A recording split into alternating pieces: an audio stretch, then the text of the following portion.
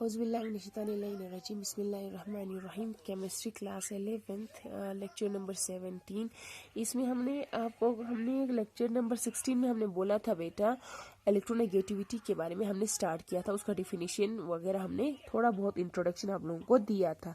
और आज हमें जो लेक्चर नंबर 17 क्लास 11th का लेक्चर नंबर 17 में हमें पढ़ना है फैक्टर्स अफेक्टिंग इलेक्ट्रोनेगेटिविटी कि किस किस फैक्टर्स पे इलेक्ट्रोनेगेटिविटी डिपेंड करता है। सबसे पहले हमारा होता है बेटा ऑक्सीडेशन स्टेट। ऑक्सीडेशन स्टेट पे डिपेंड होगा। इन जनरल अगर हम देखें जो इलेक्ट्रोनेगेटिविटी होता है, the electronegativity increases is the positive oxidation state of the atom increases।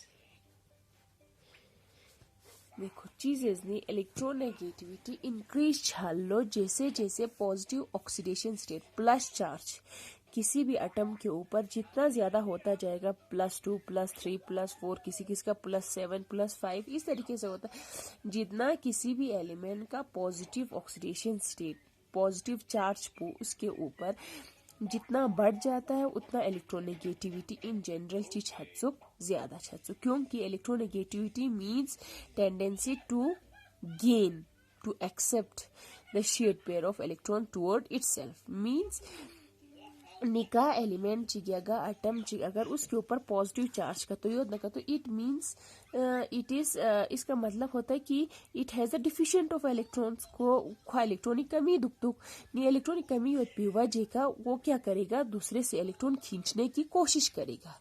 नी जितना ज्यादा पॉजिटिव चार्ज होगा, पॉजिटिव का मतलब होता है उसमें इलेक्ट्रॉन की डिफिशियंसी, नी जितना पॉजिटिव चार्ज होंगे उतना वो क्या करेगा, इलेक्ट्रॉन्स को अपनी तरफ अट्रैक्ट करना चाहेगा, क्योंकि वो उसको क्या होगा, इलेक्ट्रॉन डिफिशिएंट होगा, इलेक्ट्रॉन की कमी होगी, उसको इलेक्ट्रॉन चाहिए होगा। दैट इज व्हाई यहाँ पे कहने का मतलब है इन जनरल अगर हम देखा जाए तो एटम के ऊपर पॉजिटिव ऑक्सीडेशन स्टेट जितना ज्यादा होगा उतना क्या होगा, इलेक्ट्रोनेगेटिविटी का वैल्यू भी उतना ज्यादा होगा। ठीक है, ये हो गया हमें। तो हम इसमें ये बोल सकते हैं बेटा दिस इज बिकॉज हमने क्या बोला यहाँ पे, the electronegativity increases the positive oxidation state of the atom increases. तो this is because BCAUSE because with the increase in positive oxidation state OS with the increase in positive oxidation state the tendency to attract the electrons will क्या होगा, increase। नी INCREAS increase गा element के ऊपर अगर positive charge जितना ज्यादा होगा it means वो उतना ज्यादा जो है इलेक्ट्रॉन्स को अपनी तरफ खींचेगा, क्योंकि वो इलेक्ट्रॉन डिफिशिएंट होता है। इलेक्ट्रॉन डिफिशिएंट होने की वजह से उसको इलेक्ट्रॉन चाहिए होगा, इलेक्ट्रॉन चाहने की वजह से वो दूसरे से इलेक्ट्रॉन ज्यादा तौर पर अपनी तरफ खींचने की कोशिश करेगा और उसी हिसाब से उसका इलेक्ट्रोनेगेटिविटी बढ़ता जाएगा। ठीक है, ये समस्याओं से दुख। फॉर एग्जाम्पल हम इस तरीके से देख सकते हैं, जो आयरन होता है वो +2 ऑक्सीडेशन स्टेट के फॉर्म में भी होता है और +3 ऑक्सीडेशन स्टेट के फॉर्म में भी होता है। ये ऑब्जर्व किया गया है बेटा कि +2 का होता है 1.83 इलेक्ट्रोनेगेटिविटी वैल्यू और Fe विद अ +3 इसका होता है 1.96 electronegativity value. It means here in case both are iron, one is +2 oxidation state and other one is +3 oxidation state. Means यहाँ पे एक चार्ज ज्यादा है as compared to this. That is why इसका electronegativity value भी ज्यादा है as compared to this. It means जितना किसी भी एटम के ऊपर पॉजिटिव चार्ज जितना ज्यादा होता जाएगा उतना उसका electronegativity value जो है वो भी बढ़ेगा। ठीक, लेकिन बट अगर किसी भी एनाइंस मतलब किसी एनाइन मीन्स किसी भी एटम के ऊपर अगर नेगेटिव चार्ज अगर होगा तो क्या होगा, तो ऑब्वियसली द इलेक्ट्रोनेगेटिविटी को क्या होना चाहिए, इलेक्ट्रोनेगेटिविटी decreases with increase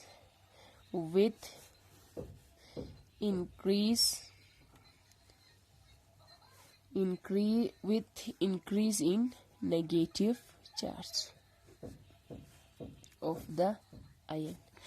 किसी भी आयन मतलब एटम के ऊपर जितना नेगेटिव चार्ज चढ़ेगा उतना उसका इलेक्ट्रोनेगेटिविटी कम होता जाएगा, क्योंकि कोई ion with a negative charge it means it is electron rich, it has extra electrons, तो उसको और ज्यादा वो खींचने की कोशिश नहीं करेगा। चेस बना उसमें ऑलरेडी इलेक्ट्रॉन ज्यादा है, तो ये हम खींचाई बसे उसको उससे कुछ फायदा मिलने वाला नहीं है। दैट इज वाई किसी भी आयन के ऊपर अगर नेगेटिव चार्ज ज्यादा होगा तो उसका इलेक्ट्रोनेगेटिविटी का वैल्यू जो है वो क्या होगा, कम होगा।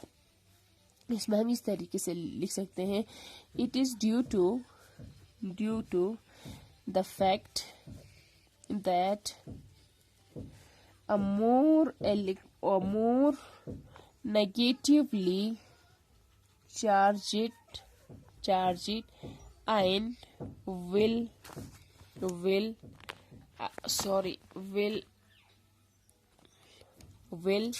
attract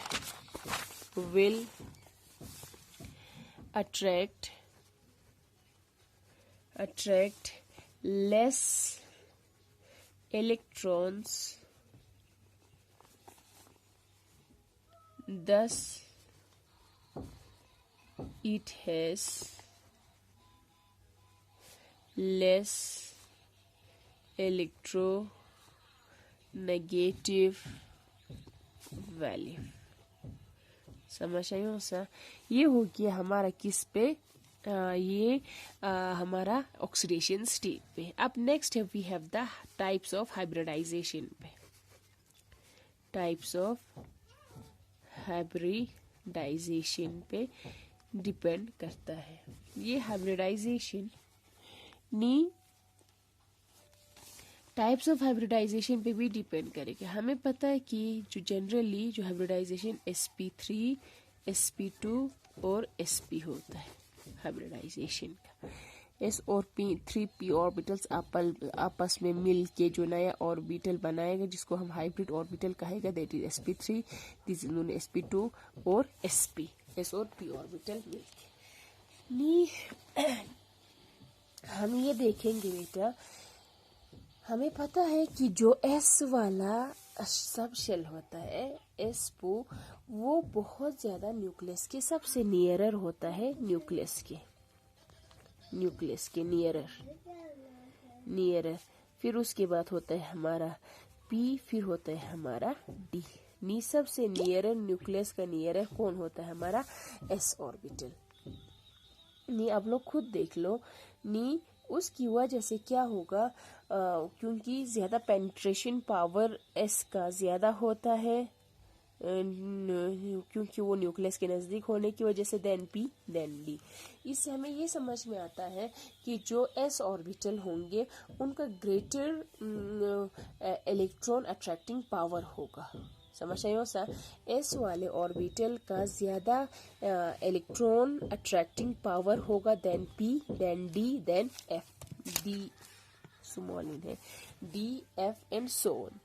समझ, इट मीन्स हम इससे ये अंदाजा लगा सकते हैं कि s वाले का सबसे इलेक्ट्रोनेगेटिविटी वैल्यू ज्यादा होंगे then p then d and so on.